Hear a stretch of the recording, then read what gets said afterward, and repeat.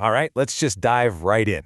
Today, we're talking about a quiet revolution, one that's happening right inside our own heads, and honestly, it challenges pretty much everything we've been taught about work and hustle and productivity.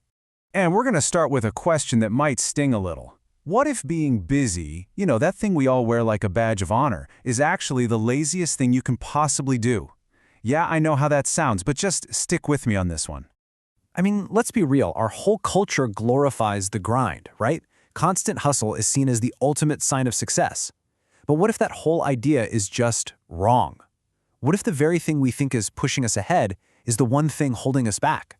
To get it, we need to talk about something called open loops. Think of these as all those tiny, nagging, unfinished tasks buzzing around in the back of your mind. That email you need to send, that appointment you have to make, that thing you need to pick up.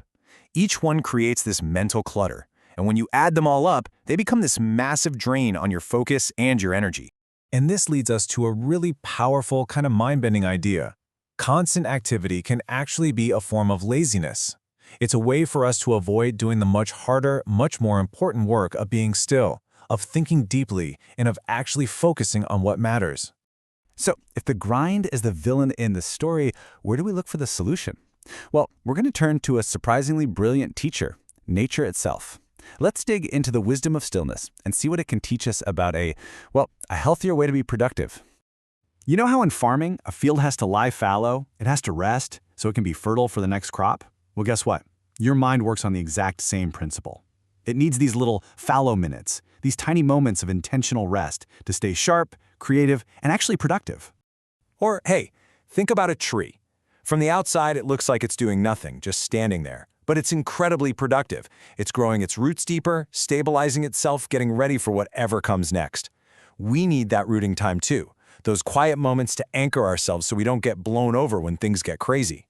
And look, this isn't just a nice metaphor. There's real biology going on here. As you can see, our bodies have two very different modes. When we're staring at our screens, our eyes are in what's called near focus, and that's linked to our fight-or-flight stress response. But when we look out a window at nature, our vision shifts to panoramic focus. That simple change sends a signal to our entire nervous system to calm down, to enter a rest and digest state. It's a literal biological reset. Okay, so that's the why. Now let's get to the fun part, the how. Let's build a practical toolkit you can literally start using today. These are super simple habits for getting a much, much clearer mind. And the key to this whole thing, the magic number, is this one.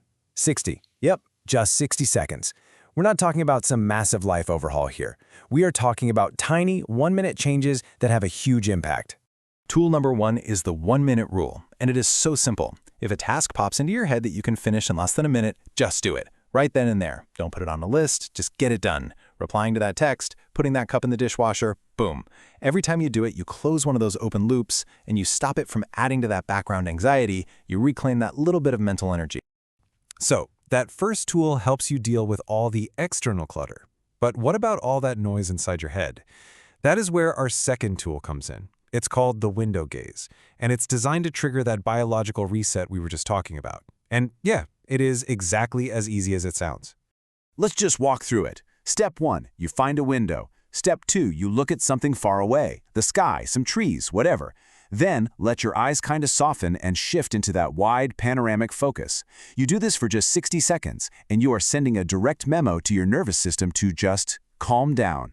It is a powerful, totally free, and instant fix for screen burnout. And our last tool is all about the end of the day. It's to fight back against those racing thoughts that can just torpedo a good night's sleep. It's called the nightly mind dump. Now hold on, this is not a to-do list. Think of it more like a brain offloading ritual. Right before bed, you grab a piece of paper, and for just 1 minute, you scribble down every single worried, anxious thought in your head. The physical act of writing it down, of getting it out of your brain and onto the page, it kind of tricks your mind into feeling like that problem has been dealt with for the night. You're offloading the worry, which lets you sink into a much deeper, more restorative sleep. So, what happens when you start putting these tiny tools together?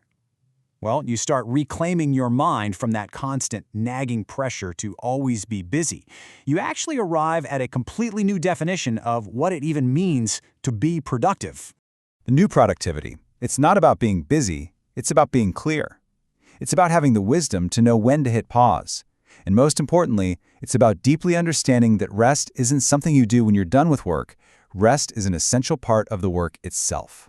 Because when it all comes down to it, true productivity isn't about doing more things. It's about protecting your ability, your focus, your energy, so you can do really good work when it actually matters. So, I'll leave you with this one question to think about. As you go on with your day, what follow minute, what single 60-second moment of intentional quiet are you going to reclaim for yourself today?